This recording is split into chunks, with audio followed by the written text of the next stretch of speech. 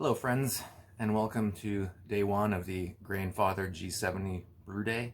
I already have an idea of what I'm going to do and how all the equipment's going to work, but let me walk you through it real quick of how theory is going to work, and then we can talk about practice later. Right now I have the G70 heating up the sparge water, which I'm going to pump into this cooler when it's at temp. Then I'm gonna heat up the mash, mash in, recirculate for about an hour.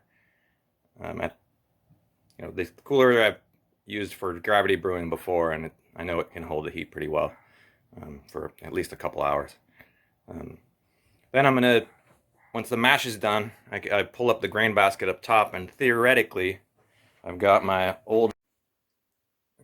homemade sparge arm that I'm going to be pumping from the cooler through with the chugger pump over the grain.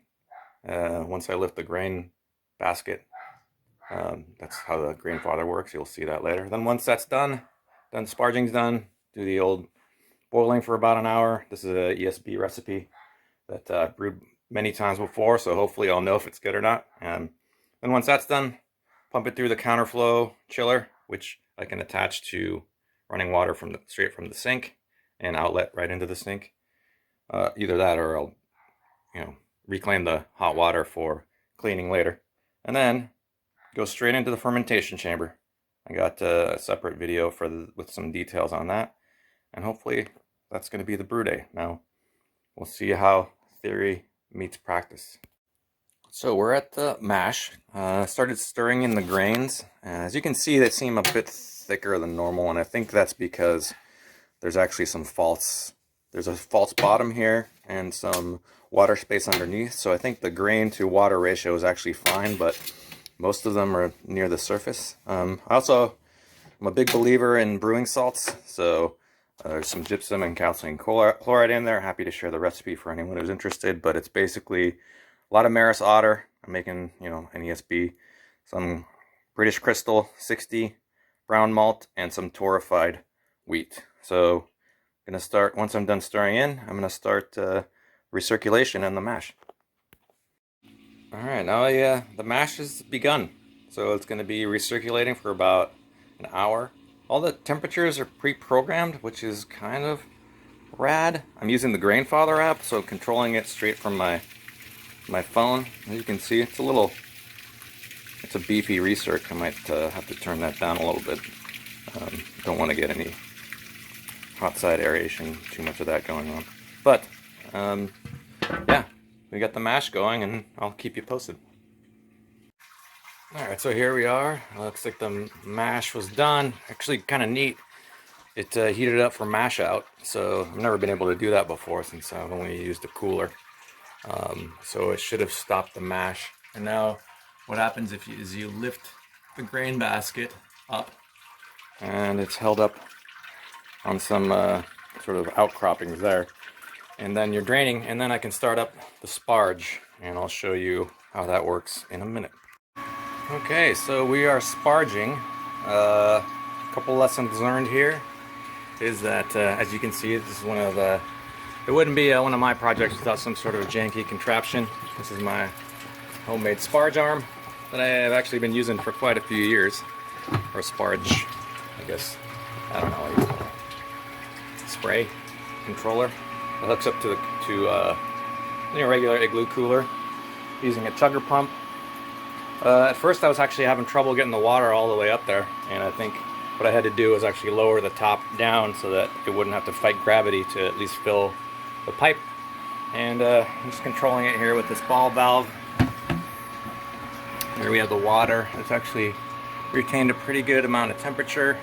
I think what I'm shooting for is there's about 8 gallons of sparge water. I want it to take about 40 to 45 minutes to sparge, so I'm shooting for something like I don't know, a gallon every 6 to 7 minutes, and hopefully this works. So one thing I'm going to be doing, because I can't brew solo for large batches if I have to lift this thing up every time. I mean, right now it's only 11 pounds of grains wet, but I bought winch that I'm going to use to build a hoist. So that'll be another video. Alright, I'll let you know how the sparge goes. Well, that didn't exactly go according to plan. I think it's going to take me a little bit to dial this in. We got the sparge done in like 20 minutes. It should be about 45 to get real good grain rinse. But I still got to figure out how far to open the valve. But at least I know it works. Sparge water, used a 10% phosphoric in there to get the acidity or the pH down a little bit. Just to make sure it matches the rest of the mash. Threw some brewing salts in there as well. And yeah, so I guess we'll wait for the boil and then start throwing in some hops. One item I do recommend getting is a refractometer. It's just nice to know where you're at, even partway through your brew. I want to get a little reading, see what's going on. In the meantime, we're almost at a boil. I've got, I've got 21 grams, or like 3/4 ounces, 3/4 of an ounce of Magnum hops, which is what I'm going to be using for bittering. And the only thing I have after that is some flame out hops that, alright, let's see what we got. Damn it, my eyesight is not what it once was. That's all I need, reading glasses. Alright, this says it is at 9 times 4 is 36, 1036 pre-boil volume. And there's a handy little meter over here that tells me we're at about 41 liters for, geez, 11 gallons. A little more than I was expecting for this. Probably used too much sparge water. So alright, 1036 at 11 gallons, and then we'll see what happens after the boil. Looks like we had a little bit of an overboil while I wasn't paying attention. It's a little surprising given that the volume is less than half the capacity. Not sure what the option is going to be for the future. Maybe I need to leave the lid a little bit cracked. Set up the fan to blow off some of the hot air. Got the window open over here, so hopefully, at least from that perspective, it's not too bad, but we'll check in with you later. Okay, so brew day's finished, at least for now. First time using a counterflow wort chiller, so that was interesting. I actually had a little bit of an accident spill with some of the wort coming out as well as some of the hot water. But it looks like it's coming out at about 75 degrees Fahrenheit into the fermenter, which is not too bad, considering it's coming out when it's still almost boiling. I had to turn the pump a little bit down to restrain the flow. But I'm going to reuse some of that hot water to clean later on. I'll be right back at you with some final numbers on how we did. Alright, well, brew day number 1 is in the books. Oh, sorry, kind of glary there. Well, by the numbers, we were shooting for 30 liters at 1043. We actually got 1040, which is not it's deceptive because we actually ended up with 37 liters. So the efficiency was actually better than I thought, but too much beer. Strangely enough, you know, I think it actually turned out to be the right amount for the fermenter. So there was some loss there. What else did we learn? Well, the rubber flooring works because it kind of made a mess and was easy to clean up.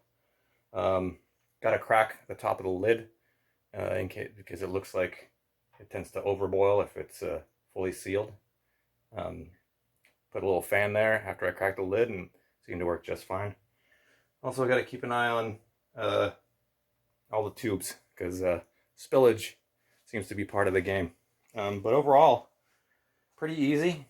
I've got the beer now chilling in the fermentation chamber before I chuck in the yeast. Make sure it gets to the right temperature. And now we're going to get to the real art of brewing, which is, as you know, cleaning. But before we do that, as everyone knows who has homebrewed,